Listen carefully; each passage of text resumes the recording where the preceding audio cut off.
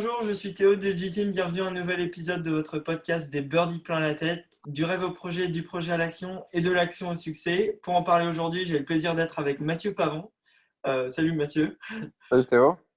qui nous reçoit virtuellement chez nous, chez lui, pas chez nous, chez lui à Bordeaux. Alors, merci d'avoir accepté cet entretien. Tu es joueur professionnel de golf. Tu es sur le Tour européen, actuellement 307e joueur mondial. Tu as eu un parcours assez progressif avec une carrière amateur, un passage sur l'Alpe Tour, 2 ans tu as fait 2 ans sur l'Alpe Tour avec 3 victoires, Challenge Tour, que 1 an où t'as terminé sixième au Ah, ranking en fin d'année. Donc tu es passé au Tour européen et première saison sur le Tour européen, tu fais un top 50 on a créé 863 000 euros de gains. Donc c'est très bon début, avec une période qui a été un tout petit peu plus difficile en 2018-2019. Voilà, on va en reparler tout à l'heure. Mais pour commencer, euh, comme à notre habitude chez les birdies plein la tête, on commence toujours par la même question. Euh, de base, est-ce que tu te vois jeune? Est-ce que tu étais plus un athlète, un compétiteur ou un golfeur? j'ai envie de te dire 2 sur 3, athlète et compétiteur, parce que mon papa était professionnel de football. Mhm. Il a joué aux Girondins de Bordeaux, et était capitaine des Girondins de Bordeaux. Donc, le sport de haut niveau, en fait, ça a toujours été chez moi. Ma maman était en équipe de France de golf. Elle est enseignante au golf du Médoc maintenant. Donc, j'ai été bercé dans un environnement ultra sportif et compétiteur, parce que ben, voilà, j'avais aussi 2 frères. Donc, c'était toujours la bagarre, à savoir qui ferait les meilleurs résultats à l'école, les meilleures choses. Donc, je suis athlète et compétiteur à la fois. D'accord. Tu as commencé avec quel sport? J'ai fait de tout. En fait, mon père voulait qu'on fasse absolument un sport co et un sport individuel. D'accord. Donc, j'ai commencé. Le golf, en fait, est venu bien plus tard, hein. Mhm. J'ai commencé par du judo, j'ai fait du foot, j'ai fait du tennis, j'ai fait de la boxe plus tard. Voilà, j'ai fait pas mal de sports divers et variés. Et jusqu'à mes 12-13 ans, en fait, le golf, je tapais quelques balles de temps en temps, mais c'était pas ma passion. J'étais quelqu'un qui avait besoin de se dépenser, qui aimait être dans des sports collectifs plus qu'individuels. Et Ouais. donc, j'étais vachement tourné vers le foot à cette époque-là. Et je me suis mis plus sérieusement à prendre des cours, donc une fois par semaine de golf à mes 12-13 ans. Et petit à petit, vers mes 16-17 ans, c'est devenu une vraie passion. Et je me suis vraiment engagé à fond dans le projet à partir de la première terminale. D'accord. Ah ouais, donc en fait, c'est marrant parce on interviewe souvent des joueurs là, et qui sont passés pro et qui ont une super carrière, notamment Raphaël Jacquin qu'on a eu. Et ça, en général, on penserait que comme des Rory ou des Tiger où ils prennent les clubs à 1 an et demi, là, ça commence à 12-13 ans et ça se solidifie à 16-17 ans. Donc c'est plutôt un parcours rapide pour arriver en pro. Oui, après, tu verras que de toute façon, des joueurs professionnels et qui sont dans les meilleurs mondiaux, tu n'en as pas à 15 ans. Donc, tu verras que la différence commence à se faire fin d'adolescence, quand tu commences à avoir entre 18 et 22 ans. C'est là où, en fait, tu vas commencer à faire la différence avec ceux qui sont un tout petit peu au-dessus et ceux qui sont un tout petit peu en dessous. Tout ce qui est avant, j'ai envie de te dire,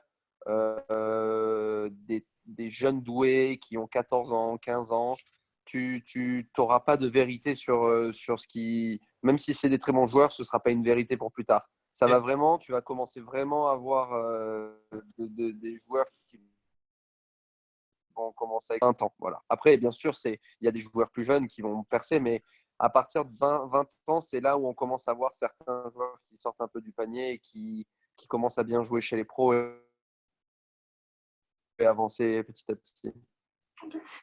Je fais juste noter que la connexion n'est pas super bonne. Donc, il y a des petits Ouais, moments où, ouais. si toi, tu nous as bien, mais il y a des moments où ça lag un peu, mais on arrive bien à suivre. Ok, pas de problème. Donc, tu as commencé la compétition déjà vers quel âge? Les compétitions de golf, tu parles? Ouais. Ben, directement, hein, tu sais, voilà, 13 ans, tu joues à l'école de golf et tout ça, et le week-end, il y a les compétitions. Donc, j'ai commencé gentiment les compétitions de club.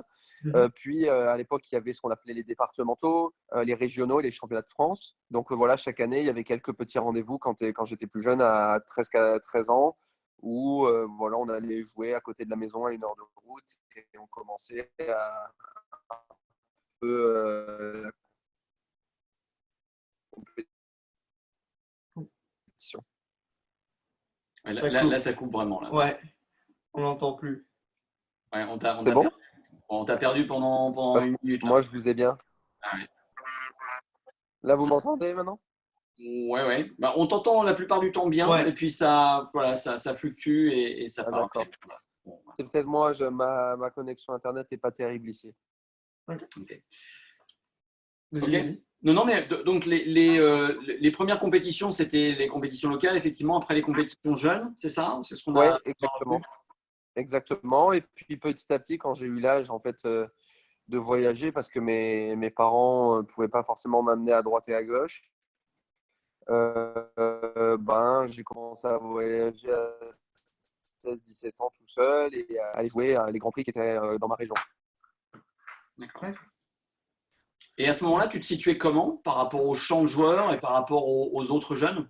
Euh, j'étais dans la moyenne, j'étais dans le pack un peu parce que ben, j'ai commencé à 13 ans. Donc déjà, comparé à des jeunes joueurs, des plus jeunes qui ont commencé à 7-8 ans, ben, il y a quand même du retard à combler, surtout jeunes. Et puis moi, c'était pas mon seul sport. Ça veut dire que le golf, j'y jouais le mercredi après-midi 2 heures. Et puis après, j'avais entraînement de foot le soir. Le samedi, j'avais match de foot. Donc, c'était qu'un jour et demi par semaine pour moi le golf. Mhm. J'étais plus dans les sports comme le foot à l'époque, donc bah forcément j'étais pas au même niveau que plus d'enfants qui pratiquaient beaucoup plus le golf. Et à 16-17 ans, c'est là où tu as vraiment fait le switch, où tu t'es dit, tu t'es mis sérieusement au golf? Mais en fait, j'ai vu qu'en grandissant, j'avais pas comment dire, j'avais pas la même hygiène de vie que mes copains certains pouvaient faire un peu plus de bêtises ou aimer traîner ensemble ou des choses comme ça. Donc en fait, le sport individuel est vite venu à moi parce que j'adorais cette façon d'être dépendant du résultat. Ça veut dire que si je jouais bien, c'était grâce à moi. Si je jouais mal, c'était ma faute. Ce Mhm. qui ne marche pas forcément dans le sport collectif. Donc j'aimais ce côté-là vachement. Puis voilà, je pense, j'adore être dehors tout le temps. Donc le golf, ça matchait vraiment bien. Et en fait, j'en ai profité à 16-17 ans pour que quand je sois en vacances scolaires, mes parents me posaient au golf le matin tôt à 8 heures ou à 9 heures et venaient me chercher le soir à 18 heures. Donc c'est à partir de là où j'ai commencé à rattraper gentiment en fait le retard que j'avais.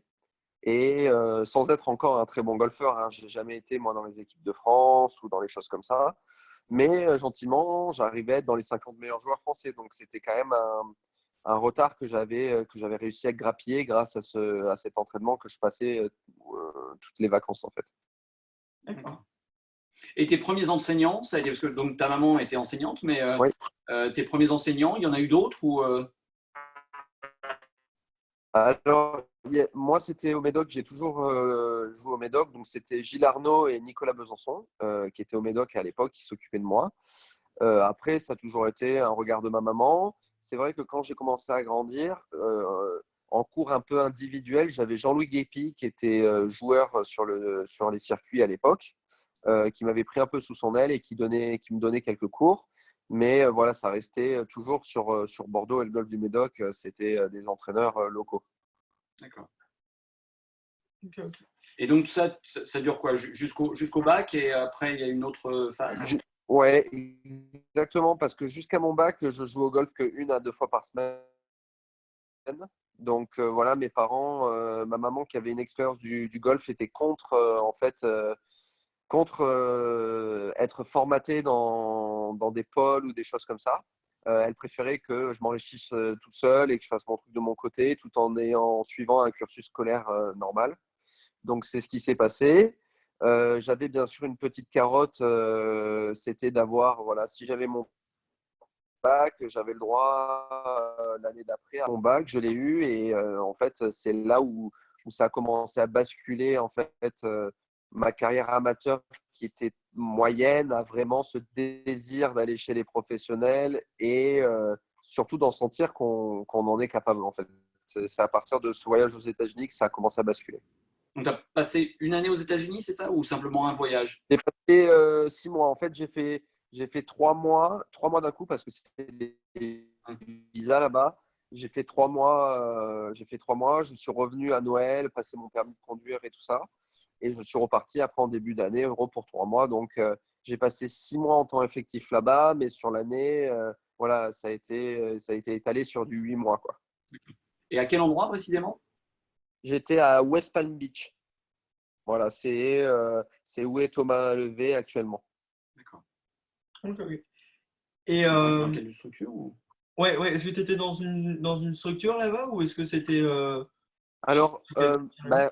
voilà, mes parents m'avaient pas donc beaucoup aidé jusque-là en termes d'être placé dans un pôle ou des choses comme ça. Par contre, ils ont fait donc ce voyage aux États-Unis qui était organisé de A à Z, qui était très très bien fait. Ma maman a eu des contacts avec un directeur de golf là-bas qui était un ancien directeur de Saint-Nom-la-Bretèche, qui s'appelle Dan Pesante. Et ce monsieur s'est renseigné pour trouver un coach donc compétent dans le coin. Et il s'est avéré que le coach que j'ai eu pendant 6 mois là-bas était l'ancien cadet de Sandy Lyle. Voilà, Sandy Lyle qui a gagné le Masters et des majeurs. Donc j'étais bien encadré, je partais pas à l'aveugle. J'avais même les 3 premiers mois où je suis allé là-bas, j'avais pas de permis, donc on avait un shérif qui était à la retraite qui jouait dans mon golf, que mes parents rémunéraient par mois pour qu'ils me conduisent jouer des tournois jeunes ou des tournois.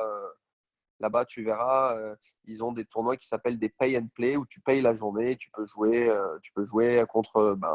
Il y avait des joueurs du Sunshine Tour qui venaient s'entraîner comme le pro du club d'à côté en fait. Donc voilà.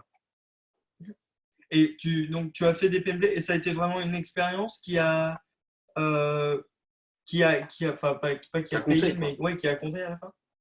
Oui, bah, énormément parce que déjà, je suis arrivé sur ce modèle américain. Alors, ce qu'on dit sur les États-Unis, c'est qu'ils sont vachement plus dans le jeu que ce qu'on peut l'être en Europe. Nous, par exemple, en France, on est un pays très cérébral. On aime beaucoup la technique, on aime beaucoup ces choses-là. Les Américains sont plus dans le résultat. Donc, je suis tombé sur un coach qui m'a donné goût au jeu, qui m'a appris à taper tous les effets, des coups différents, des drivers à même le sol.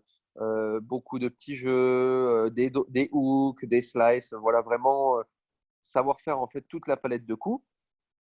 Et en plus de ce goût du jeu, il y avait Thomas Levé donc, qui habitait à côté. Et j'ai pu passer un peu de temps avec lui. Et c'est sûr que quand tu as 17-18 ans et que tu as Thomas Levé et donc Sandy Lyle, parce que j'ai joué avec lui du coup, vu qu'il est venu nous rendre visite aux États-Unis.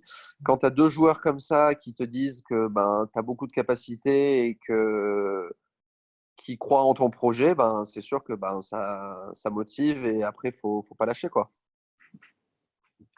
Et l'expérience strictement du pay and play, le fait d'aller jouer pour de l'argent avec le côté jeu, là pour le coup, un peu comme une partie de poker, est-ce que c'est quelque chose qui t'a apporté quelque chose de particulier? T'en tires quelque chose de particulier? Bien sûr, ce qui était génial à l'époque, c'est que voilà, si je jouais bien, je gagnais des bons d'achat dans des boutiques de golf. Donc, j'avais plutôt bien joué cet hiver-là. Donc, du coup, j'avais acheté mes balles, j'avais acheté une Bushnell, des chaussures. Donc, déjà, ça me rendait vachement autonome. Et le problème, en fait, que je me suis rendu compte, c'est que quand j'arrivais en France, j'avais cette appréhension de jouer contre des gamins que, plus petits, pas j'idolâtrais, mais presque. Parce que à l'époque, quand j'étais gamin, je me qualifiais jamais au championnat de France, j'étais pas dans les équipes. Donc, quand j'allais jouer un Grand Prix, je voyais la liste des inscrits et je disais, oh là là, lui, il est fort, il va sûrement gagner. Et donc, en fait, j'en oubliais un peu ma performance à moi et je regardais beaucoup les autres. Et le fait d'entendre donc, comme je disais, des Thomas Levet ou des Sandy Light dire que j'avais de grosses capacités, puis d'aller jouer aux États-Unis des pay and play où je ne connaissais personne. Donc là, c'était que moi qui m'éclatais. Et de voir que ben, j'en avais pas gagné, mais j'avais fait 2 ou 3 podiums, ben, je me suis dit, mince, si à 18 ans, j'arrive à battre des pros américains là-bas, ben, ça m'a donné confiance encore plus en moi, en fait. Mm. Parce qu'en France, ben, j'avais un peu cette peur de jouer contre un tel ou un tel parce que je savais qu'il était fort.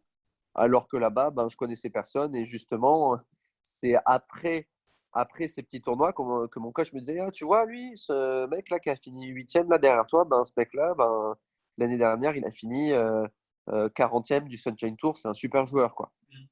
Donc ça, c'est vrai que le fait d'avoir c'est très américain, ce bourrage de crâne en disant regarde ce que tu fais, c'est bien, c'est bien, c'est bien, c'est bien, bah, ça donne vachement, vachement confiance en soi. Et je pense que avoir confiance en soi, c'est le plus important en fait dans une réussite sportive.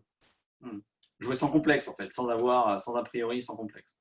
Ouais, bien sûr. Mais comme je disais, petit, voilà, on va prendre Victor Pérez là, qui nous a rejoint sur le tour et qui même joue super, super bien depuis un an. Bah, moi, à l'époque, quand je jouais avec Victor, que je jouais les Grands Prix, Victor, il jouait la gagne tous les Grands Prix. Il était en équipe de France. Il allait partir aux États-Unis dans une super fac. Et ben moi, à côté de ça, je me battais pour faire les cuts. Et le dimanche, j'allais le suivre sur le parcours parce que le voir jouer la gagne, tu vois. Donc, c'était assez. J'avais toujours cette appréhension. J'étais toujours, ouais, je regardais les autres jouer au lieu de moi jouer, en fait. Okay. Donc ça, c'est 6 mois. Et le reste de cette année-là, tu as continué à jouer en France Oui, alors je suis rentré en France. C'est dommage, j'ai eu un petit coup d'arrêt parce que j'étais pas mal malade en rentrant en France. J'ai dû perdre 6 ou 7 kilos. J'avais chopé un sale truc, j'étais malade. Donc pendant un bon mois et demi, c'était un peu compliqué. Après, les tournois ont repris. C'est là où vraiment j'ai commencé à arriver, grosso modo, 30e français en termes de classement. Et c'est là où j'ai vu que j'avais toujours un peu de retard sur les meilleurs, mais que j'étais plus le petit jeune entre guillemets qui était vraiment à la traîne et qui faisait des scores très moyens, quoi. Et donc, tu avais quoi? Tu avais 19 ans à ce moment-là, c'est ça ou... Ouais, c'est 18 ans, 18-19 ans. D'accord. Alors, et l'étape suivante, du coup, après ça? L'étape suivante, j'ai joué, je crois que je sais plus si j'ai fait deux autres années après les États-Unis en tant qu'amateur. Et après, je suis passé pro. Je suis passé pro à 21 ans, je crois. Il faut vérifier, mais je ne sais plus. Ça fait 7 ans, donc 21 ans, je crois, ou peut-être 22 ans. Et parce que je voyais que de toute façon, rester amateur longtemps, ça ne servait à rien. Mm. Il faut le dire, hein, les équipes de France, c'est génial quand on est jeune et tout ça. Mais ta vraie carrière, elle commence quand tu passes pro, en fait.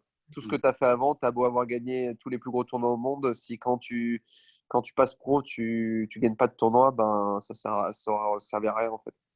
Mais justement, est-ce que tu t'es posé la question de passer pro directement en rentrant? Non, non, parce que j'étais jeune, j'avais commencé le golf tard, j'avais envie de m'entraîner aussi sérieusement, parce qu'avant ça, j'allais à l'école normalement. Je m'entraînais qu'une fois ou deux par semaine, donc j'étais conscient que j'avais des capacités, déjà athlétiques, parce que j'avais fait plein de sports, donc je frappais la balle loin. Mais je savais il fallait du travail ouais, il me fallait du temps et que je me sentais pas du tout prêt à me lancer chez les pros. Du fait surtout de ma moyenne de score, de mes résultats, je savais que chez les pros, ça tiendrait pas. Au bout d'un moment, c'est même pas un ranking vis-à-vis des autres qu'il faut regarder, c'est de savoir comment tu joues sur un parcours de golf. Voilà, est-ce que à la maison déjà, tu fais sous le par tout le temps?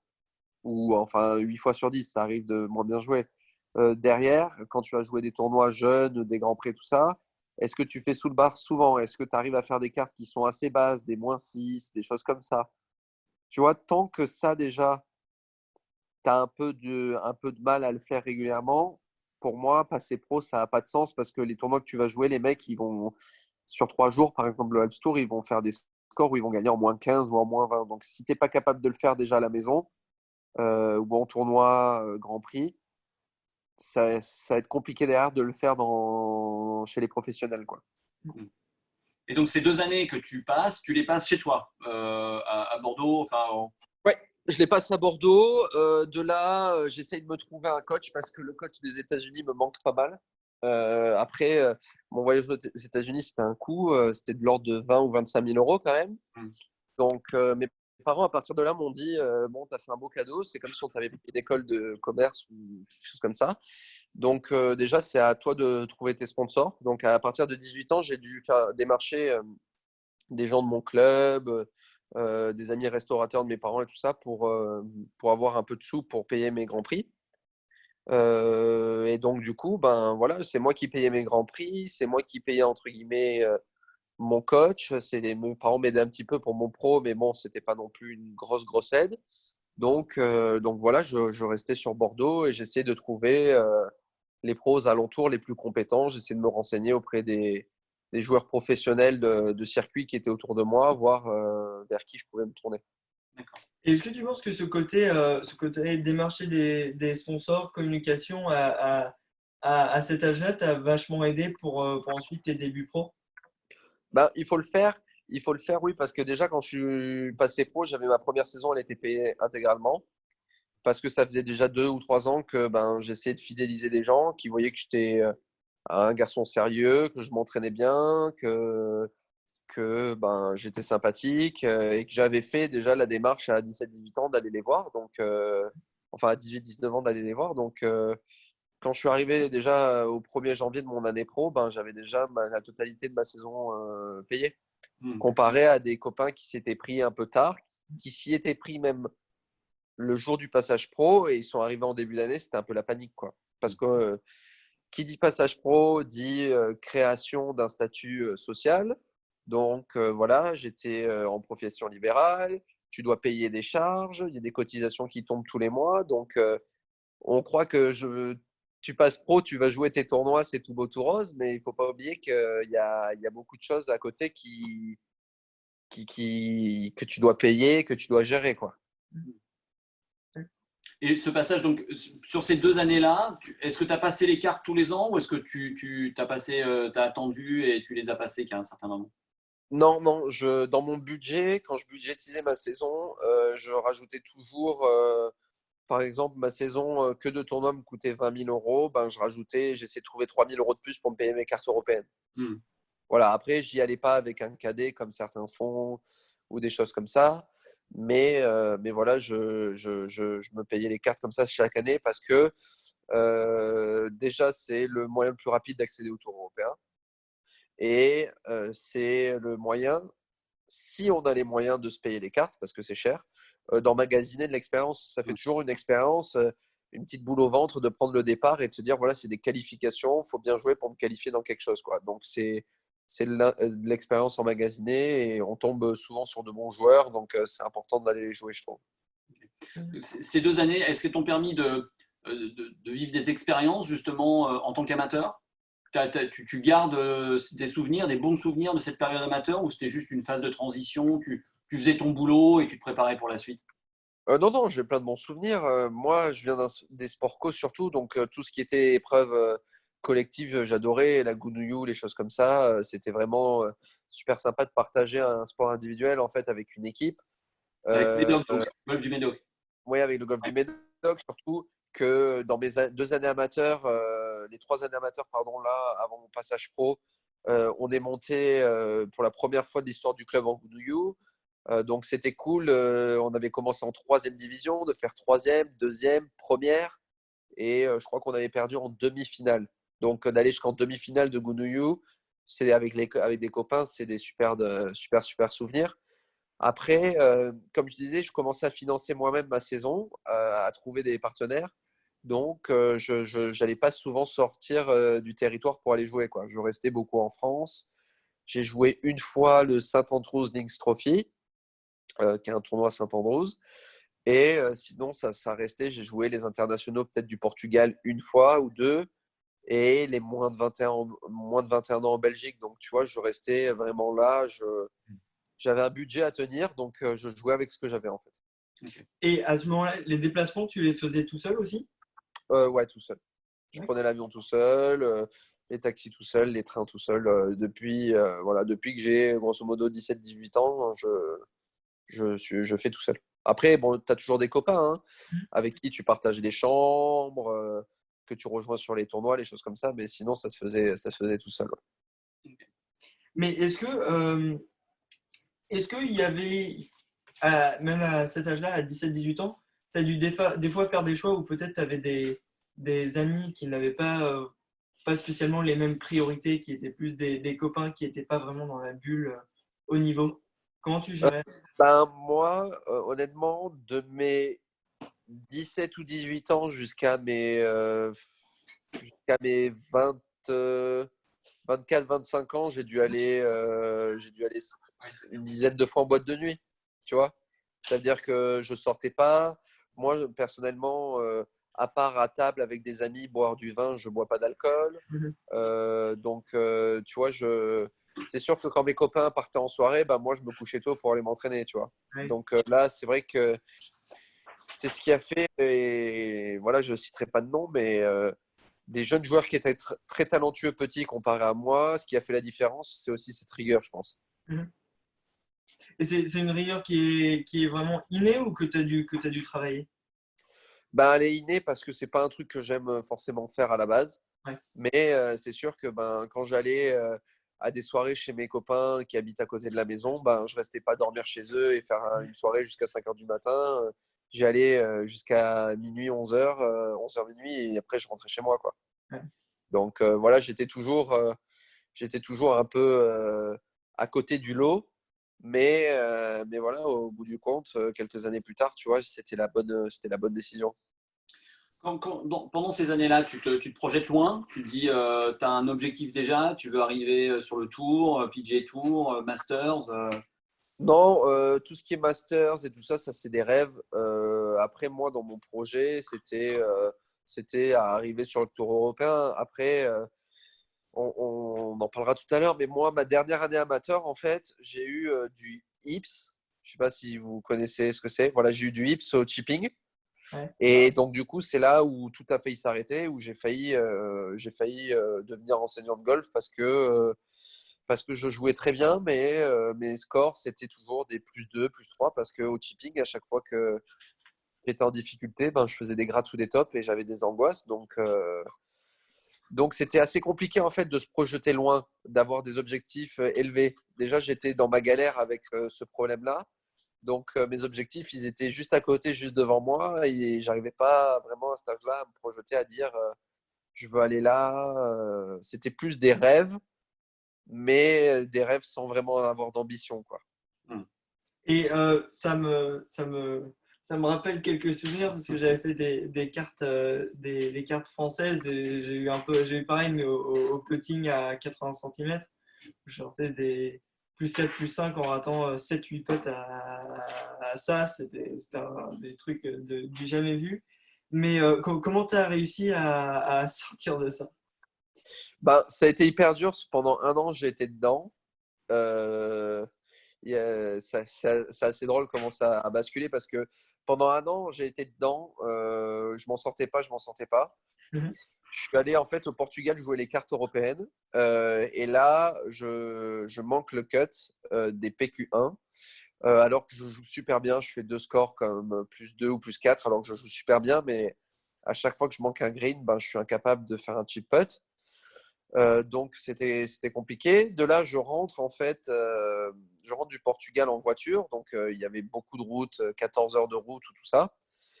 Et je dois aller jouer un Grand Prix le lendemain avec un sponsor en fait qui parraine un Grand Prix à côté de chez moi et je dois aller le jouer. Et en fait, en prenant la route ce matin-là, il y avait de la boue et j'ai un accident de voiture. J'ai glissé dans un virage, j'ai fait tout droit, donc j'ai un accident de voiture. Donc là, je me retrouve avec ma fiancée dans un McDo. Je m'en souviens, elle était venue me chercher et bon, bah, je m'écroule, hein. J'étais un peu au bout du rouleau entre mon golf et mon accident de voiture, tout ça. C'était vraiment dur. Mais bon, j'ai pris ça de front et je suis retourné au golf le surlendemain et je me suis dit, voilà, je ne peux plus jouer au golf à cause de ce chipping. J'ai les cartes du Alps Tour dans 2 mois. C'est soit j'ai les cartes du Alps Tour, soit je passe mon diplôme d'enseignant et je fais autre chose, quoi. Donc du coup, pendant 2 mois, j'ai retourné la chose dans tous les sens. Et puis, je me suis dit, voilà, j'avais vu qu'il y avait un joueur du Alps Tour qui chippait à une main, qui s'appelle Jason Palmer. Et donc, je me suis dit, tiens, je vais chipper à une main. Et là, à une main, je voyais que c'était pas mal, mais tu vois, un peu court, un peu long, un peu à droite, un peu à gauche. Donc, je me suis dit, je vais essayer mettre une autre main, mais vu que je peux être en grip inversée, je vais chipper en grip inversée. Donc, j'ai commencé à faire des chips roulés comme un long putt, en fait. Parce que quand tu fais un chip roulé, c'est le même mouvement qu'un long putt. J'ai essayé au fair 8, puis au pitch, puis au sand wedge. Et là, j'ai vu tout de suite que j'avais plus aucun mouvement parasite et que j'étais capable de le faire, tu vois. Mhm. Et du coup, je me suis lancé sur ces cartes du Alps Tour et j'ai fini 7e. Et j'ai vu qu'à chaque fois, j'avais plus peur d'attaquer les par 5 en 2 parce que moi, je frappais fort la balle, mais je me disais à chaque fois, si je manque le par 5, je vais devoir chipper et ça va être compliqué. Donc ça, avant, je le faisais plus. Donc je me suis remis à le faire. J'ai fait des scores de plus en plus bas. J'ai fini donc 7e au quart du Alps Tour. Il y avait le tournoi au Médoc, le Schweppes à l'époque. Toi, tu n'as peut-être pas connu. Donc c'était mon premier tournoi pro, je crois, ou deuxième tournoi pro. J'étais en tête après 3 tours. Donc devant Raphaël Jacquelin, Grégory Avray, que des bons joueurs comme ça. Et 2 semaines ou 3 semaines après, j'ai gagné mon premier tournoi chez les pros sur le Alps Tour. Et en fait, c'est à partir de là où je me suis dit, feu, quoi. J'ai gagné chez les pros, maintenant, j'y vais, quoi. Mhm. Donc, tu vois, Et- c'est parti. Il y a comme ça, il y a des petits éléments déclencheurs dans la vie. Il faut saisir un peu le truc et il faut pas avoir peur d'y aller, quoi. Mais on t'était pas blessé physiquement au moins après Non, non, l'accident. non, non, non, non, c'était pas grand-chose, mais j'avais eu un accident. Ma voiture, elle était un peu cassée. C'était rien de grave, tu vois. Mais bon, c'était l'accumulation de cette période un peu compliquée où tu passes une année et tu sais pas ce que tu vas faire de ta vie tu continues, tu travailles dur et tu retournes la chose, quoi.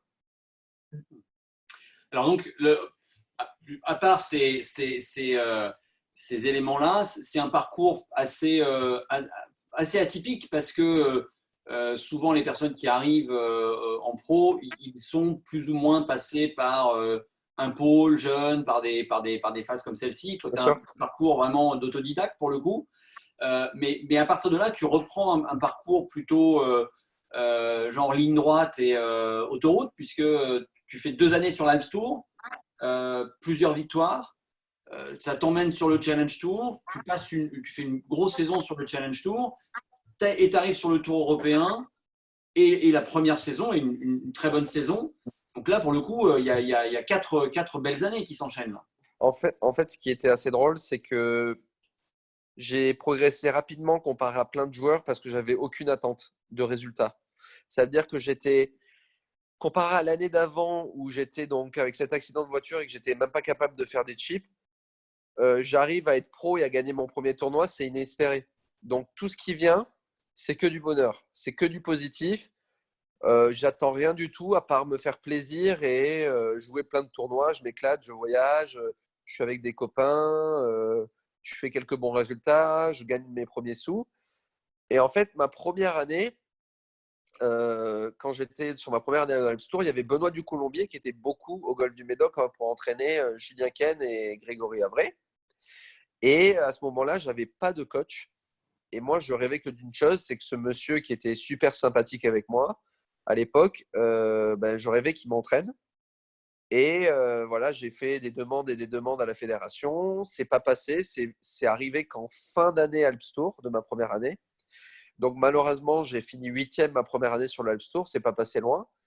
Et puis ma deuxième année, je l'ai faite en fait en étant entraîné par Benoît. Et c'est vraiment quand j'ai été entraîné par Benoît que je pense que cette insouciance des résultats, de rien attendre des résultats, de prendre du plaisir et en plus entraîné par un super coach qui a l'habitude en fait de jeunes joueurs qui démarrent et qui va leur donner en fait tout son savoir pour pour les aider à mieux se connaître et tout ça, ben, ça a fait un super mix et c'est comme ça en fait que ça a décollé progressivement.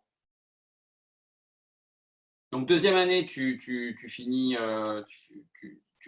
La deuxième année, tu finis quoi? Top 5 ou. Alors, je finis sixième et je me fais avoir sur le dernier tournoi de l'année pour 4,35 € ou D'accord. 45. Ah, Voilà. Tu vois, mais c'est marrant, mais tout ce que j'ai eu, moi, dans ma carrière, c'est pour ça qu'elle est assez atypique. À chaque fois qu'il y a eu un élément un peu bizarre, ça m'a permis en fait de mieux m'appuyer dessus pour rebondir plus loin. ouais. C'est-à-dire que là, quand je ne monte pas cette année-là, c'est à cause de la finale qui est en Israël et il y a un tour qui est annulé parce qu'il y a une tempête de sable. Donc le tournoi, le dernier tour est annulé, le tournoi s'arrête là et moi je me fais avoir parce que le mec qui est 25e du classement, il gagne le tournoi sur 2 tours.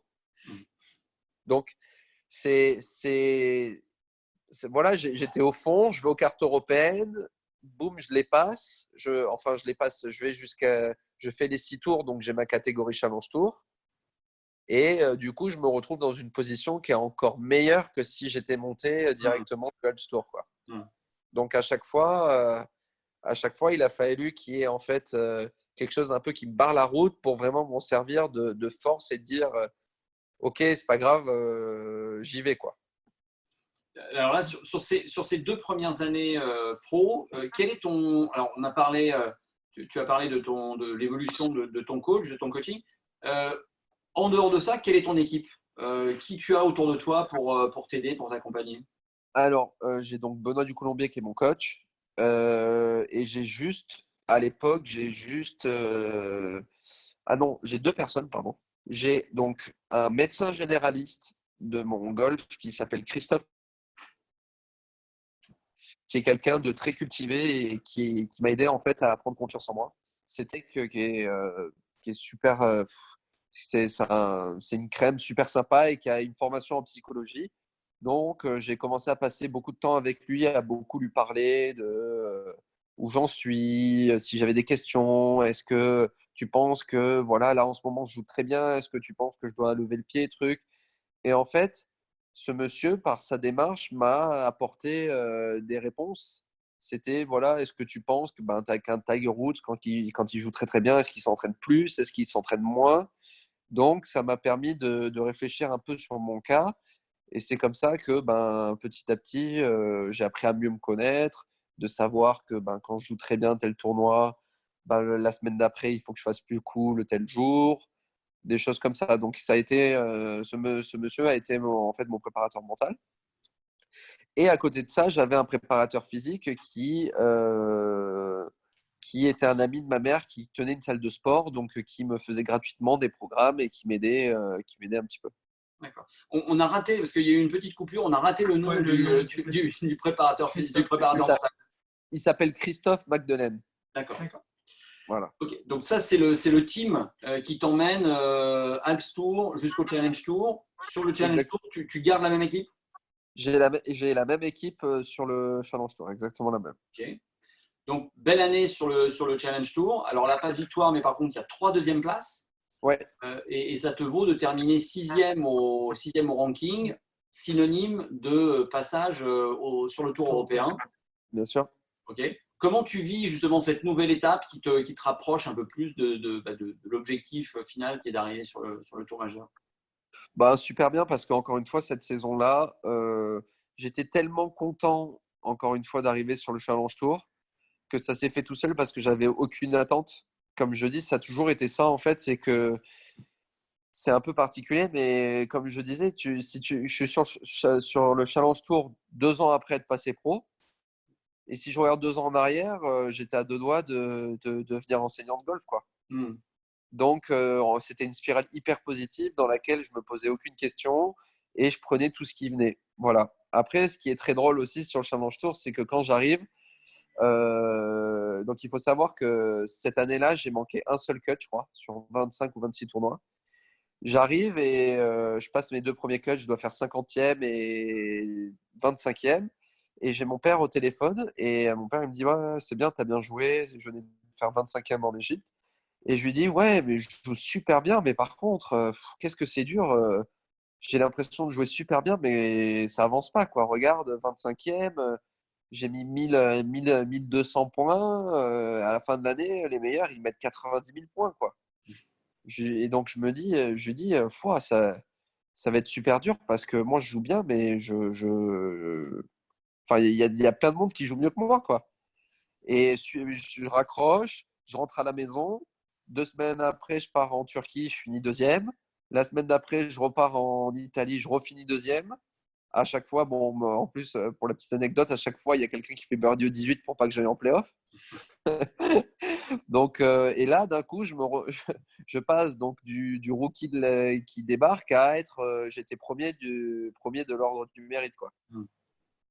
Donc, encore une fois, j'étais tellement à prendre le positif et à m'éclater. C'était tellement inespéré ce qui arrivait que ben, il y avait pas grand-chose qui me freinait. En fait, tout ce qui était un peu négatif, si je jouais pas bien sur le parcours, que je manquais des coups, des choses comme ça, c'était normal.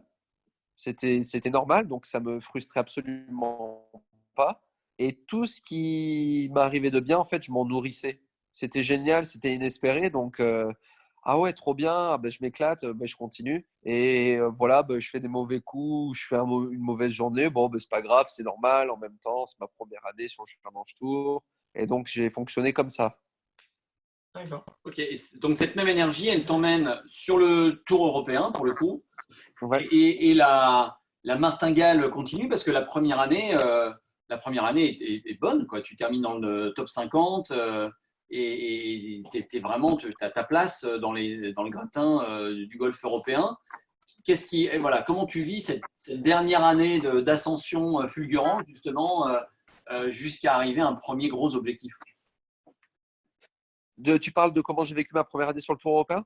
Oui, c'est ça, oui, oui, oui. Ouais. Ben, ça, c'est pareil, ça a été de la découverte au début, jusqu'à ce que je sécurise ma carte en finissant troisième à l'Open d'Écosse. Je me qualifie pour mon premier major, je joue le British Open. Donc ça, c'était génial.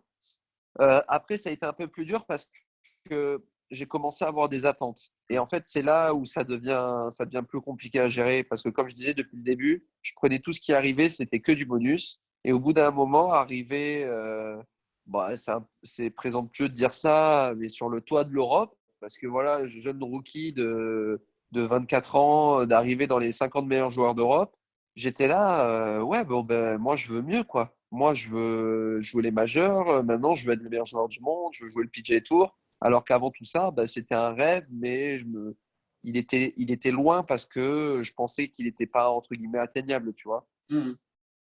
Et donc, ça a été compliqué. D'où je bascule sur mes 2 années qui ont suivi.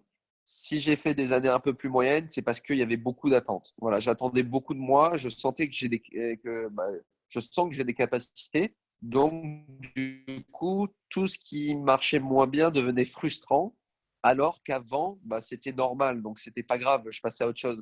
Ouais. Mais, mais pendant ces 2 années-là, ça a été plus de, bah, voilà, ça se passe pas comme je veux, c'est pas normal.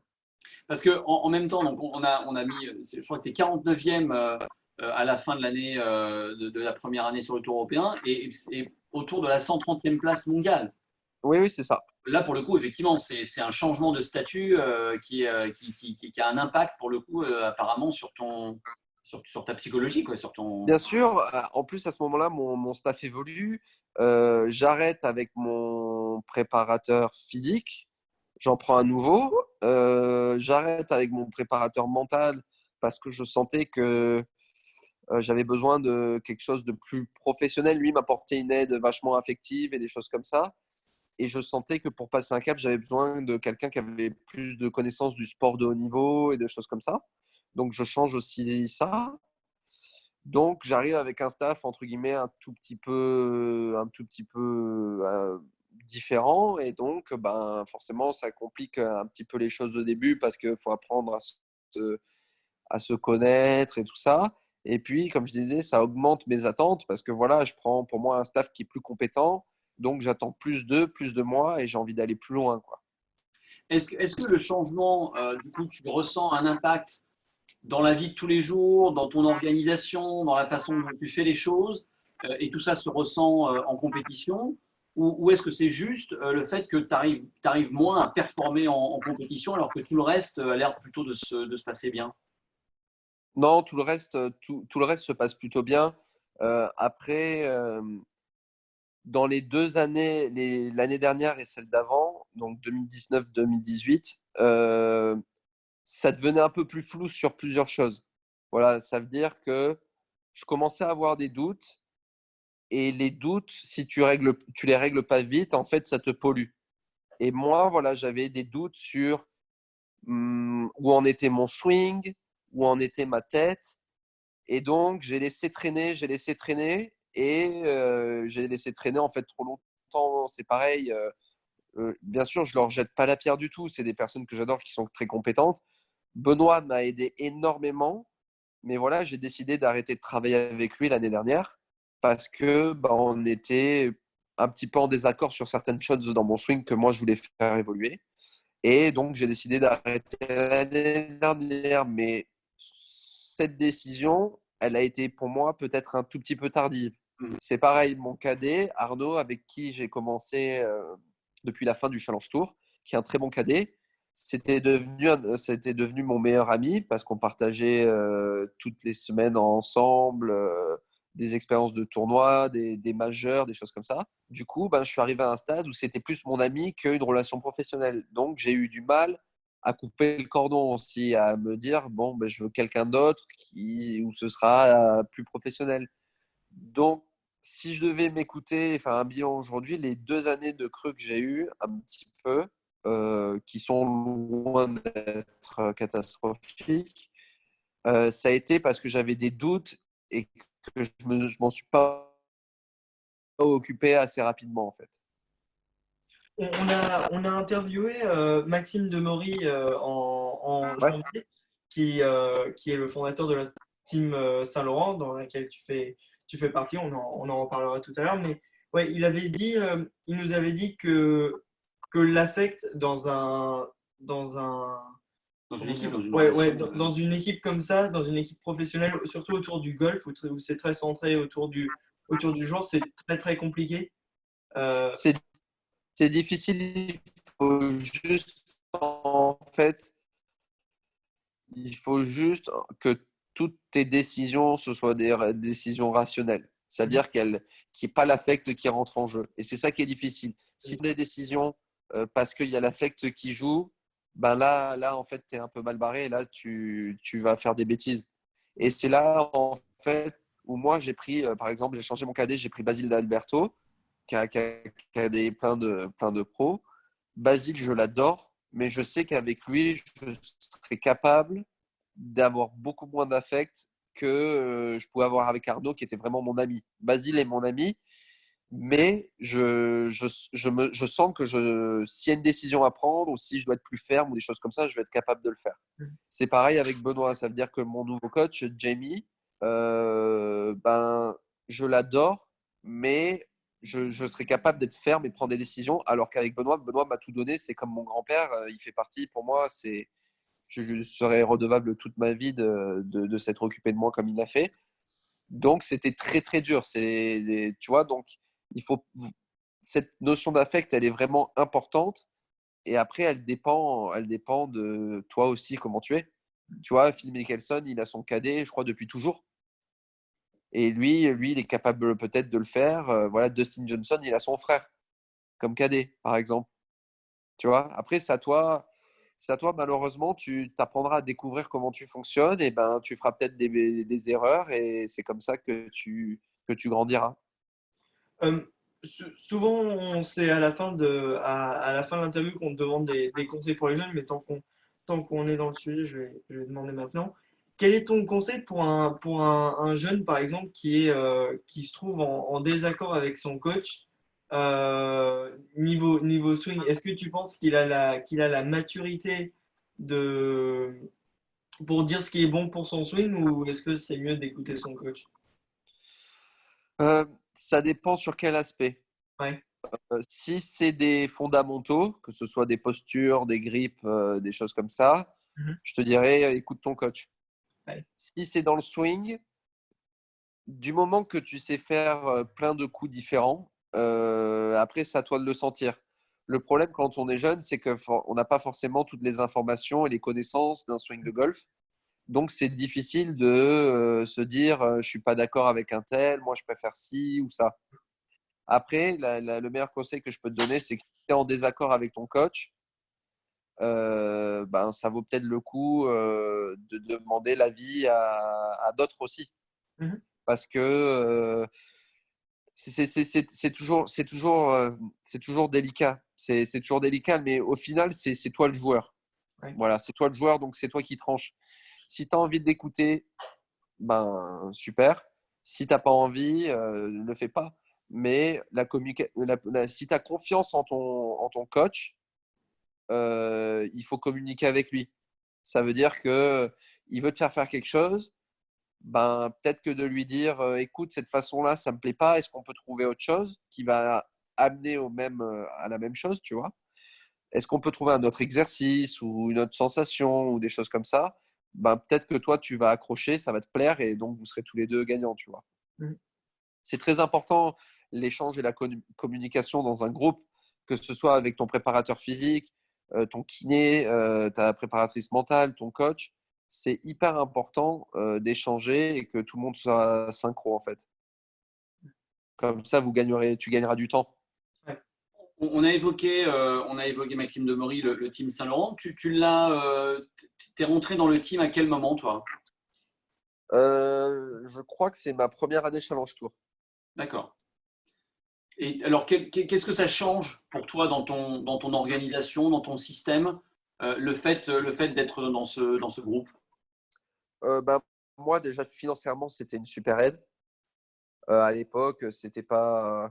C'est comme je dis, hein, plus t'as de sponsors, mieux c'est parce que ça va te permettre d'aller t'entraîner au show. Si tu peux aller au Maroc t'entraîner ou en Espagne, ça va te permettre d'engager un cadet sur un tournoi si tu en as envie ou de payer un préparateur sportif. Donc, plus tu as de sponsors, mieux c'est. Donc, cette aide financière, déjà, elle était vachement présente.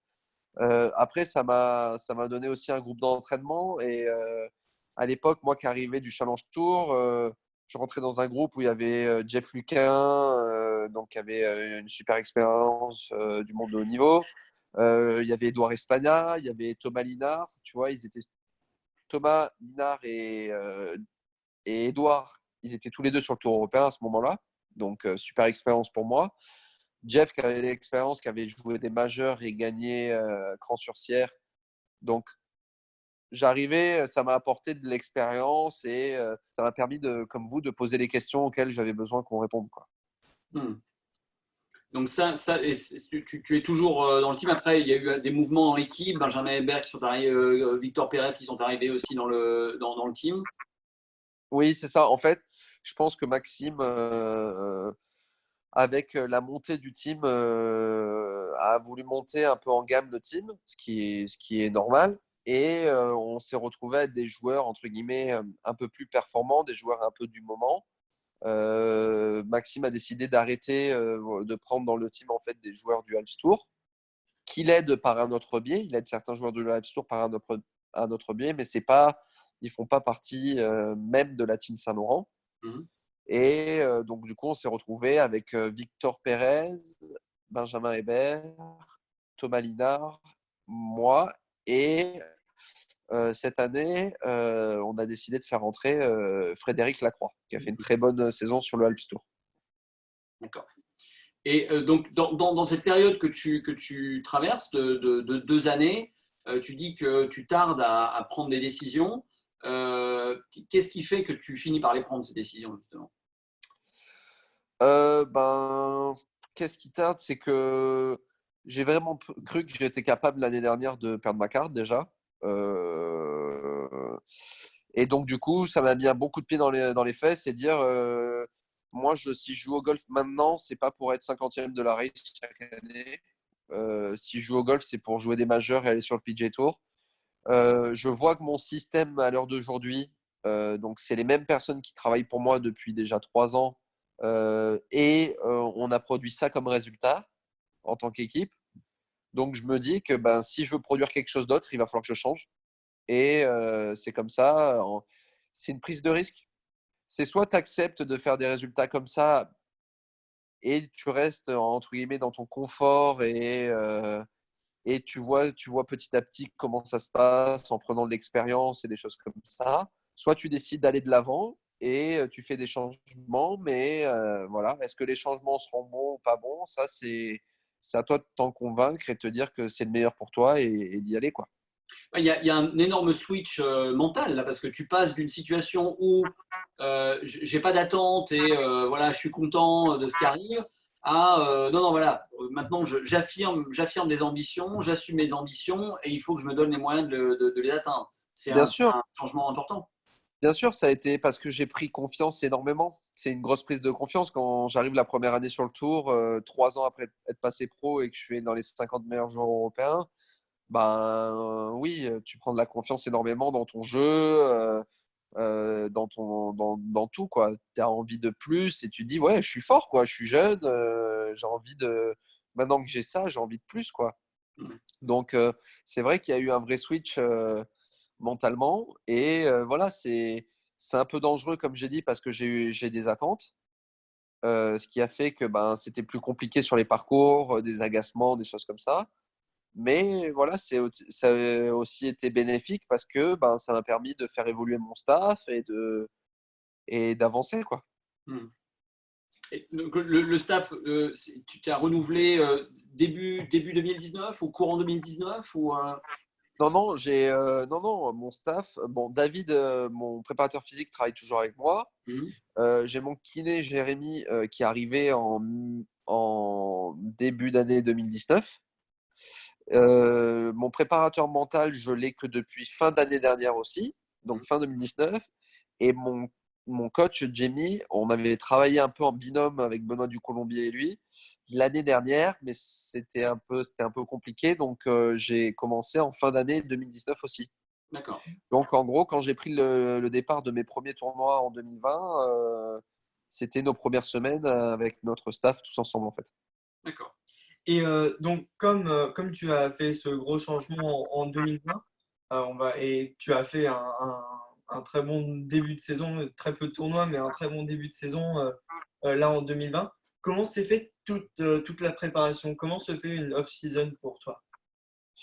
Bah, il est vachement court. Il est vachement court parce que j'ai pas joué les phases finales l'année dernière. Je suis pas allé en Turquie, donc du coup j'ai eu un mois et demi peut-être pour me préparer aux premiers tournois qui sont en décembre. Ah oui. Donc en fait ça va très vite. Ça va très vite. Tu coupes pendant une semaine, 10 jours, tu te reposes et puis tu reprends l'entraînement assez rapidement. C'est pareil en décembre, tu joues 2 tournois début décembre, mais après tu as Noël, donc tu joues pas trop au golf et tu réenchaînes directement sur le premier tournoi qui doit être autour du 15 janvier. Donc, la grosse différence entre le Tour européen quand tu débarques et le Challenge Tour ou le Alps Tour, c'est que tu n'as pas de longue période de préparation. Quand tu es sur le Alps Tour, je sais plus, entre octobre ou novembre et janvier ou février, t'as quand même, tu vas avoir 3 mois où tu peux te préparer. Oui. Le Challenge Tour, c'est pareil. Là, bon, il y a des nouveaux tournois maintenant qui sont en Afrique du Sud. Mais quand moi je suis arrivé, mes premiers tournois du Challenge Tour, ils étaient en avril Mhm. ou fin mars. Donc ça veut dire que de novembre jusqu'à mars, je pouvais planifier et me préparer. Donc c'est vraiment différent. C'est vraiment différent. D'où l'importance, en fait, quand tu joues sur le Tour européen, d'être assidu sur tes séances de sport, Mhm. sur les choses comme ça. Parce que si tu commences à perdre le fil, ben après, tu n'auras jamais vraiment le temps de rattraper ce que tu as perdu, en fait. Ouais, on voit ça souvent chez les amateurs. Après, c'est différent. On a 4 mois de préparation, mais on voit souvent pendant la saison, par exemple, on a 15 tournois et pendant la semaine de tournoi, donc on arrive le mercredi et on repart le dimanche. Il y a les 3 jours de compète et il y a la reco, et à côté, il y a absolument rien. Est-ce que ça change énormément en allant sur le tour que, bah, en fait, tu fais tes tournois et à côté, tu as ton job, quoi. Tu dois t'entraîner, tu dois. Ouais, non, mais c'est exactement pareil, hein. Après, tu verras, quand tu voyages, au bout d'un moment, quand tu joues 3 tournois d'affilée, si tu passes le cut et que tu fais 4 tours, que tu fais des bonnes places et que ça a été dur le week-end, qu'il a fait chaud ou très froid, que tu t'es bagarré avec le parcours, bah, tu verras que le lundi, tu ne vas pas le passer au practice toute la journée. Ton lundi, tu vas dormir un peu, tu vas aller faire une bonne séance de sport pour te décrasser, tu vas aller te promener, te balader en ville, te changer les idées et tu réattaques le mardi. Après, tu apprends à gérer ces tournois entre chaque tournoi et des choses comme ça. Mais oui, après, c'est un job. Voilà, les gens, quand je dis que je vais à tel ou tel tournoi, ils croient que ben, je vais à droite, à gauche, visiter, je fais des super trucs, mais ça reste vachement hôtel, golf toute la semaine, quoi. Tu arrives donc une journée de compète. Tu passes quoi entre le practice et le parcours, tu passes 5h30, 6h au golf. Le reste du temps, tu as une séance de sport, tu as du temps pour tes sponsors, c'est planifié à peu près comme ça ou... Oui, c'est ça, il faut être essayer d'être carré sur les choses pour se dégager un maximum de temps de repos, en fait. Donc ouais, c'est ça. Généralement, tout ce qui est début de semaine pour les séances de sport, c'est pas compliqué parce que la roco, tu t'organises, soit tu fais 2 fois 9 trous, soit tu fais 1 fois 18 et après tu dégages un peu de temps les autres jours. Mais par exemple, quand je joue l'après-midi, je fais mon réveil musculaire, mais il y aura pas de séance de sport après mon parcours. Voilà, les séances de sport, si je joue le matin, je vais pouvoir en faire une bonne séance de sport l'après-midi. Mais ça va finir trop tard si tu finis à 18h ton parcours, enchaîner une séance de sport, puis manger, puis des choses comme ça, c'est trop compliqué. Et pour la préparation physique et les séances de sport, je sais pas si c'est récent, mais tu t'es mis au CrossFit? Ouais, alors non, je fais pas vraiment de CrossFit, mais c'est vrai qu'il y a il y a des choses un peu de ce style parce que David, notre préparateur physique, vient de sport de combat. Ouais. Donc, c'est un peu, il nous entraîne, bien sûr, avec des exercices qui vont après être spécifiques au golf, mais on a de la musculation générale qui ressemble à ce que n'importe quel athlète, que ce soit un judoka, un mec à la natation ou des choses comme ça, auront. C'est-à-dire que du développé couché, des squats, du gainage, du soulevé de terre, des choses comme ça, tu vois, c'est des trucs très basiques, mais c'est en fait ce qui fait, comme j'ai dit, ta base. C'est ta base, c'est une base physique. Et sur ça, on vient coller des exercices après à côté, personnalisés en fonction de, par exemple, est-ce que j'ai des pathologies? Est-ce que j'ai un problème aux épaules? Est-ce que j'ai des choses comme ça qu'il faut corriger? Donc ça, c'est la partie que je vois avec mon kiné. Ou des exercices spécial golf pour de la rotation, des amplitudes, des choses comme ça. Mais on a toujours une base, euh, tu peux dire un peu CrossFit parce que c'est de l'haltérophilie. On a une base toujours qui est proche de ça, avec laquelle on vient coller en fait du spécifique à côté. Je voudrais juste qu'on revienne sur la préparation parce que Théo parlait d'intersaison, etc. Est-ce que la planification de tes saisons, avec l'idée d'avoir des tournois de préparation et des moments où tu veux piquer, être à des pics de forme, est-ce que tu pratiques comme ça? Est-ce que tu as commencé à pratiquer comme ça sur l'Alps Tour et sur le Challenge Tour? Est-ce qu'il y a une évolution dans ton approche? Alps Tour, Challenge Tour, je l'avais jamais fait. C'est venu quand j'ai bossé avec David. C'est venu comme ça où on a dit voilà, on va être au pic de la forme physique à tel ou tel moment et on a calé les calendriers de façon à ce que voilà, on soit au mieux physiquement normalement à ces périodes-là. D'accord. Donc ça, c'est sur la préparation physique. Est-ce qu'il y a la même approche dans la préparation golfique où on se dit qu'il y a peut-être certaines compétitions où on va tester des choses et où il y en a d'autres, non, il faut qu'on arrive prêt et que… Ouais, ouais, non, non, il y en a où il peut y avoir des tests et des choses comme ça. Moi, quand j'ai fait la première année, elle a été vachement planifiée comme ça. Les 2 autres années, un peu moins parce que j'étais jusqu'au dernier moment, j'étais pas forcément sauvé ou des choses comme ça, comme l'année dernière. Mais par exemple, ma première année sur le Tour européen, du moment où j'ai fait ma carte, ça devait être en juillet, on a sacrifié pas mal de tournois en suivant. Enfin, quand je dis sacrifié, il y avait des grosses, grosses séances avec des charges très lourdes à la salle de sport pendant des tournois comme par exemple Crans Montana, qui sont des gros tournois. vu que je savais que j'étais dans les phases finales, j'ai essayé de préparer mon corps au mieux pour dire, voilà, les 3 tournois que j'arrive, c'est les plus gros de la saison. Crans Montana, c'est très bien, mais vaut mieux faire un top 5 sur un gros tournoi que de faire, par exemple, sur 3 tournois d'affilée 15e. Voilà, ça, malheureusement, c'est selon les points qui sont distribués dans les tournois et tout ça. Mais c'est comme ça. Donc, ce que j'ai fait, c'est que pendant pas mal de tournois, là, pendant cette période septembre-octobre, ben, j'ai laissé filer peut-être quelques points pour bien me préparer parce que j'étais courbaturé, j'étais fatigué des grosses séances. Mais à la fin de l'année, par exemple, j'ai fini, il y avait trois gros tournois, j'ai fini avec 3 top 20.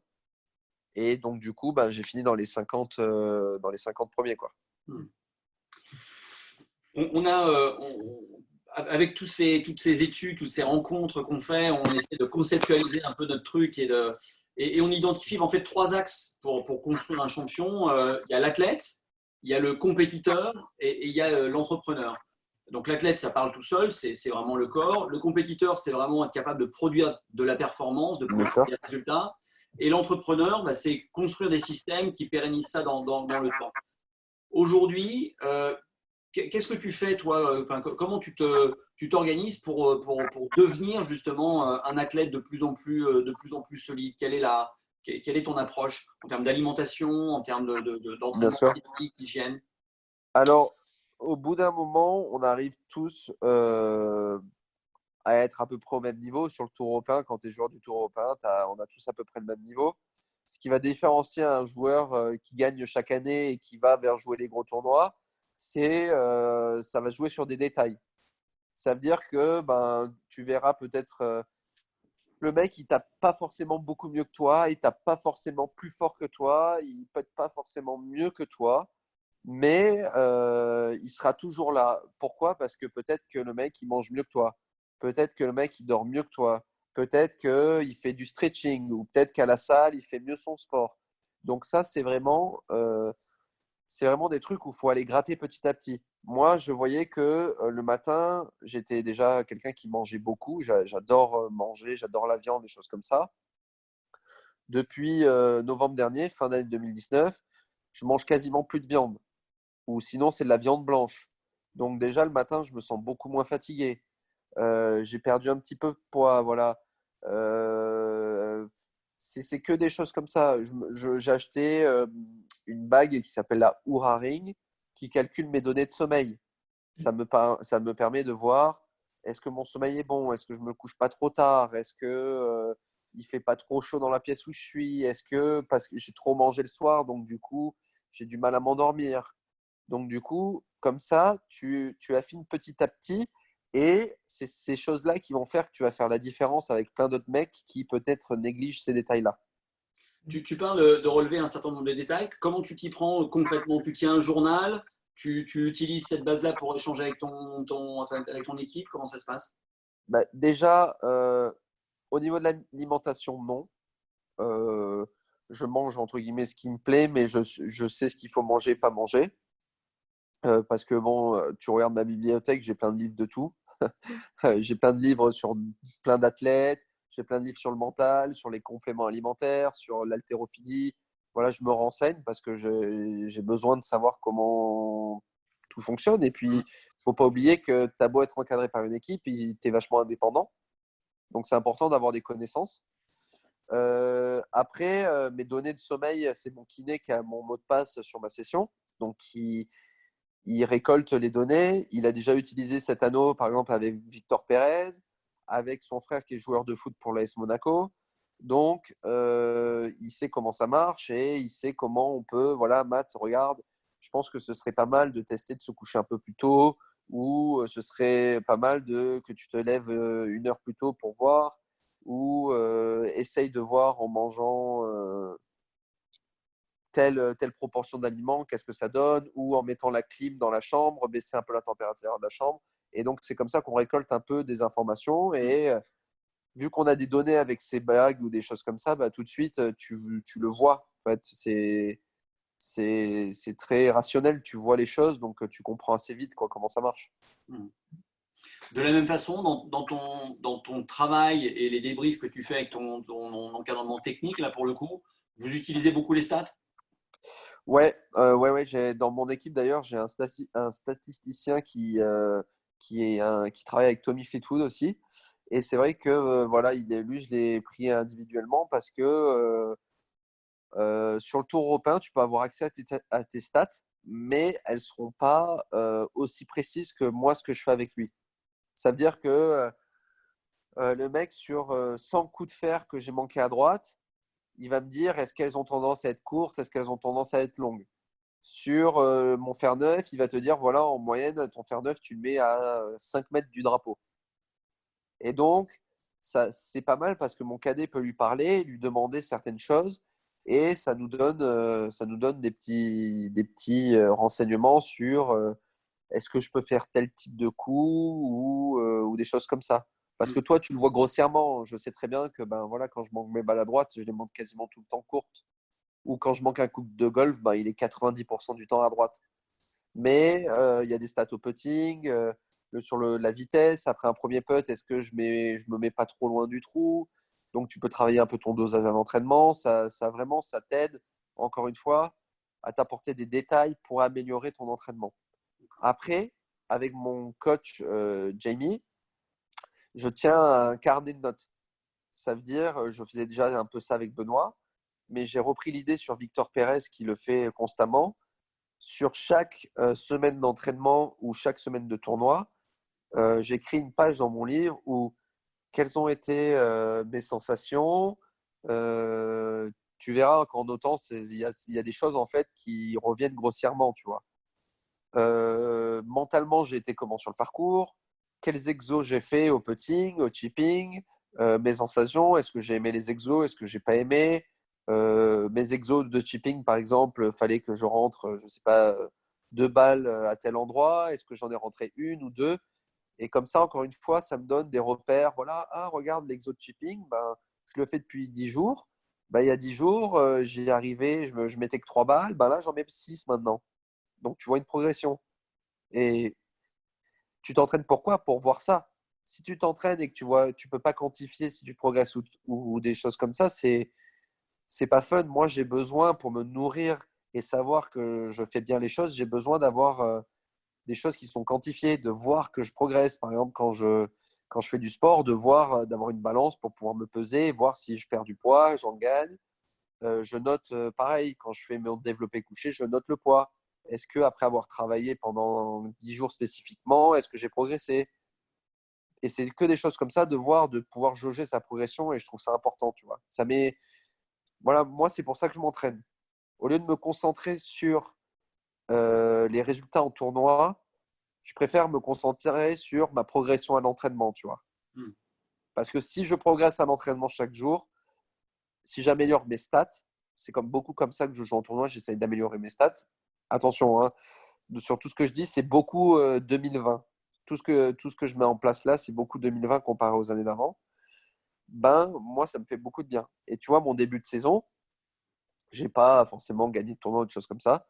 Par contre, j'ai joué 7 tournois, j'ai passé 6 cuts et les stats que je m'étais fixées, ben, elles sont remplies, je suis dans les clous. Et au final, ben, quand tu regardes le classement derrière, ben, je suis dans les 50 meilleurs joueurs d'Europe, tu vois. Mais ça, c'est encore une fois, c'est la résultante de tout ce qui a été mis en place à l'entraînement et des choses comme ça. Et est-ce qu'il y a encore, à ce stade-là, est-ce qu'il y a des choses que tu souhaites mettre en place encore, mais qu'on n'a pas encore été mises en place, je sais pas, un renfort dans l'équipe ou une autre dimension que tu as envie d'expérimenter ou quelque chose que tu veux ajouter justement à ton système? Oui, il y a toujours des choses. Moi, là, comme je disais, David est très compétent et je travaille très bien avec lui. Mais j'aimerais voir, en fait, peut-être dans l'année, là, bon, ça a été compliqué avec le confinement, mais voir un préparateur physique spécialisé qui a des grosses pointes dans le golf. Des mecs qui bossent avec Tommy Fleetwood ou j'en sais rien, des Américains, Dustin Johnson et tout ça. J'aimerais pouvoir passer 2-3 jours avec un préparateur physique comme ça, en amenant David avec moi, bien entendu, mon préparateur, pour qu'ils puissent échanger, savoir la façon de travailler, quels sont les types d'exos que lui préconise et tout ça. Parce que ces mecs-là, s'ils coachent les meilleurs, c'est pas pour rien. C'est pas pour rien si Joe Eddy, il a Dustin Johnson, Brooks Koepka et des mecs comme ça. C'est parce que le mec, il est bon. Et donc, c'est important d'aller prendre des infos avec ton staff parce que tu peux pas forcément aussi travailler avec des gens comme ça. C'est bon d'aller prendre des infos avec ton staff pour le faire en fait grandir. Et c'est ça qui est chouette aussi, c'est parce que en même temps de toi apprendre des choses, ton staff en apprend et tu grandis avec eux en fait. Tu vois. Après, ça c'est vraiment le truc que j'aimerais faire au niveau technique et tout ça. Dans mon golf, je viens de démarrer avec Jamie. On a commencé donc novembre dernier. Donc ça, c'est un peu jeune. On a fait 7 tournois ensemble. C'est un peu jeune pour te dire, j'aimerais prendre des infos peut-être avec un tel ou je sens que j'ai besoin d'autre chose. Je vais peut-être me donner le temps encore de 6 mois ou un an pour voir où on en est et faire des points. Tu vois, nous, on fait des réunions 1 ou 2 fois par an. On fait le point avec toute la team. Ça veut dire qu'il y a mon agent et toutes les personnes qui travaillent avec moi. On s'assoit autour d'une table et on dit voilà, qu'est-ce qui doit être fait, qu'est-ce qui peut être amélioré, qu'est-ce qui a bien marché, qu'est-ce qui ne marche pas bien, et on travaille dessus pour faire avancer le truc. Tu as parlé dans ton agent, tu travailles avec un agent indépendant ou avec une grosse agence? Non, une boîte. Je travaille avec une boîte qui s'appelle Westerman, qui est américaine, et ils ont un siège en fait en Europe, à Londres. Voilà, c'est quelqu'un. Ce monsieur en fait était venu me démarcher quand j'étais premier du Challenge Tour. Il était venu me démarcher sur un tournoi. Il avait déjà Adrien Sadier comme joueur français et il était venu me voir parce que bon, j'étais jeune, mon profil l'intéressait, j'étais leader du Challenge Tour. Donc voilà, j'ai démarré avec lui et j'en suis content. Donc voilà. Okay. Et donc là, période de confinement, pendant ces 2 mois, est-ce que tu as pu faire des choses que tu n'as pas l'habitude de faire ou est-ce que c'est Ouais, comment ça s'est me passé? reposer. Me reposer, jouer à la PlayStation avec les copains, voilà, rattraper un peu, comme je disais, on en rigolait avec ma compagne, cette adolescence un peu perdue, tu vois. Ces choses-là, de rester dans son canapé, jouer avec les copains à la PlayStation et tout ça, ben, je ne l'ai jamais vraiment fait. Et ben, voilà, là, je le fais un petit peu. Après, je vais courir tous les jours, je m'entretiens physiquement. Je ne laisse pas pour autant de côté totalement mon sport, mais vu que j'ai pas la place d'installer un filet ou de taper des balles, je m'occupe un peu différemment, quoi. Quand tu es à Bordeaux, tu estimes que c'est ta base ici ou ta base est ailleurs? Non, alors je suis pas mal sur Bordeaux parce que j'ai mon kiné et ma maman, ma famille qui est là. Mais moi, je suis résident en Andorre. D'accord. Donc, j'ai ma résidence principale qui est là-bas, qui est en Andorre. Mais après, je passais beaucoup de temps du côté de Nice parce que je m'entraînais avec Benoît, qui est là-bas. Et je passais pas mal de temps ici sur Bordeaux parce que j'ai ma famille et c'est ici que j'ai mon groupe d'entraînement avec Grégory Avray et Julien Ken. Donc, c'est majoritairement les endroits où je passe du temps. D'accord. Tu parlais tout à l'heure de viser le PGA Tour. C'est vraiment un objectif, ça, de quitter le Tour européen pour aller jouer sur le PGA Tour ou d'arriver à mixer comme le font certains joueurs européens? Non, je pense que je mixerai un peu parce que j'adore le golf en Europe. Il y a des super, super parcours. Mais ce serait une majorité aux États-Unis. Ce serait un 70-30, quoi. Parce que là-bas, tu joues chaque semaine contre les meilleurs joueurs du monde. Et que ben, si tu joues au golf, de toute façon, c'est pour jouer contre des stars chaque semaine, quoi. Donc, c'est majoritairement là-bas que j'irai jouer si j'ai l'opportunité de le faire. Alors, pardon. Tu crois à ce qui a pu circuler et la circulation s'est accélérée avec la situation de crise actuelle, à une fusion possible du PGA et du Tour européen pour arriver à une espèce de tour mondial Je sais pas, je pense que ce serait peut-être une bonne idée. Après, comment ça doit se faire et tout ça, j'en ai aucune idée. On n'a pas vraiment d'infos. Donc, je sais pas. Après, le PGA Tour dominant les débats en termes d'économie et des stars qui jouent chaque semaine, est-ce qu'eux auraient un vrai intérêt, entre guillemets, à fusionner avec le Tour européen?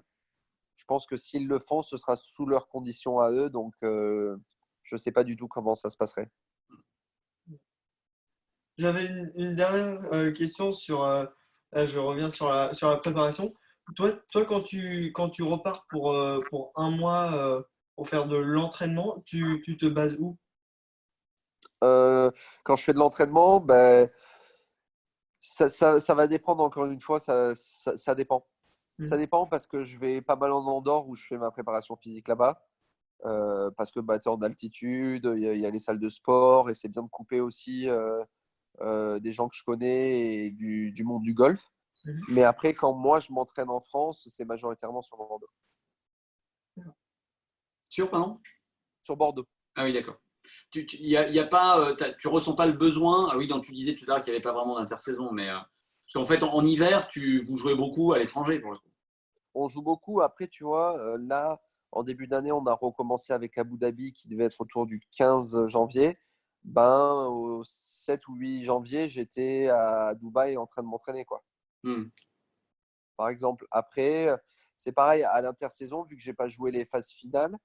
Pendant que les autres jouaient les tournois en Turquie, Netbank et tout ça, moi, je suis allé pendant 10 jours aux États-Unis m'entraîner. Mhm. Donc voilà, après, je m'adapte aux saisons. C'est vrai que bah, quand j'ai les tournois sur Dubaï, ben, je pars plus tôt parce que là-bas, c'est canon au niveau des infrastructures. Et ben, l'hiver, au lieu de rester à la maison et de m'entraîner sous la pluie, bah, si je peux partir, j'essaie de le faire aussi. Hmm. Et l'infrastructure aux US, c'était où? C'était à West Palm Beach, Ouais. toujours au même Même endroit. endroit, ouais. Ouais, ouais, toujours au même endroit. Tu parlais tout à l'heure des sponsors. C'est les mêmes sponsors qui te suivent depuis le début, plus ou moins, ou est-ce qu'il y a eu justement un renouveau de ça avec l'intégration du Team Saint-Laurent? Non, il y a eu un renouveau un peu. Après, la Team Saint-Laurent est déjà là depuis 3 ans ou 4 ans. Et il y a d'autres sponsors qui sont là depuis que je suis sur ma deuxième année de Alps Tour ou des choses comme ça. Hmm. Mais c'est vrai que ben, tu es une entreprise qui est comme si tu étais coté en bourse. Donc, au bout d'un moment, quand ton entreprise, ben, elle explose, ben, tes actions augmentent. Et malheureusement, j'ai des super amis qui étaient sponsors à moi, qui me donnaient un petit peu d'argent. Ben, je peux plus entre guillemets accepter d'argent comme ça pour des logos parce que ben, vu que j'ai pris de la valeur, ben, et qu'aussi attention parce que les budgets de saison sont plus les mêmes. Hein. On passe du simple au triple. Hein. Donc forcément, on a des offres qui sont plus alléchantes et ben, tu tries un petit peu et tu es obligé de faire des concessions. Une saison tes saisons sur l'Alps Tour, tu les budgétisais à combien? Et sur le Tour européen maintenant, c'est ça. Euh, Moi, c'était grosso modo 25 000 euros sur le Alps Tour. J'avais pris entre 25 et 30 000 euros. Le Challenge Tour, j'avais dit entre 50 000 euros et 80 000 euros. Mhm. Et le Tour européen, c'est entre 150 et 200 000 euros. Hmm. Parce que là, il y a l'idée de voyager à plusieurs, Il d'emmener y a, l'équipe. Ouais. il y a déjà qu'on joue loin, qu'un billet d'avion pour aller en Chine, aller-retour, ça coûte cher. Que ben, quand je vais jouer en Chine, c'est arrivé dans mon emploi du temps que j'ai, par exemple, le tournoi au Maroc. Derrière, la semaine d'après, c'est en Chine. Et la semaine d'après, c'est en Angleterre. Donc, ben, tu es obligé de voyager en business pour pouvoir dormir parce que sinon, passer 15 heures d'affilée recroquevillé, c'est plus le décalage horaire. Tu arrives, enfin, tu as laissé passer de l'énergie. Donc, ça, plus, voilà, j'amène un kiné. Mon kiné, il vient sur 6 tournois par an. Mon préparateur physique, il vient sur 10 tournois par an. Mon préparateur mental sur 2 ou 3. Mon coach sur une quinzaine. Ben, il est plus le cadet qui est presque salarié vu que tu lui donnes sur chaque tournoi. Ben, tu es une vraie entreprise. Quoi. Donc, donc ça revient vite cher.